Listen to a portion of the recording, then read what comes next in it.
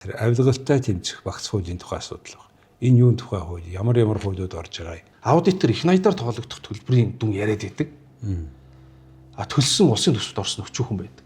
Ил талд эсэргүүцээд гол хууль нь нийтийн албан тушаалтны хууль бус хөрөнгийг хураан авах нөхөн төлөвлөх тухай хууль байна. Өнгөрсөн жилүүдийн засгийн эрхэнд байсан өндөр албан тушаалттай байсан өч төчнөө хүмүүс одоо ажилгүй, одоо болцсон сайд, дарга, улсын хурлын гишүүн зөндөө хүмүүс асар баян. Монгол улс 2 удаагийн өршөөлийн хуульд авилгын гэмтрийг өршгөсөн. Нэг удаа бүр албан тушаалдаа уруулах гэмт хэргийг бүр эрүүгийн хуулиас алга болгож санамсрууг алдаа гаргалаа гэж алга болгосон. Гэхдээ тэр дуйлаантай хэн бил Бадамж унаа гэж хүнийг дуйлаантай авчирсан шин. Одоо би шүүхэнс нэхэд байгаа. Тэр хүн хаана байна? Тэр хэрэг нь хаана байна? Тэг одоо энийг бид нар нэг нэх хэвчтэй. Авилгачдын хөрөнгийг хураана гэхээр улсын хурал нэг хол ухаантай гарч ирэл. Энэ ардчсан намаа сонгогдсон байж алтан гэрэл хүний хувийн өмчийг хураалаа гэл.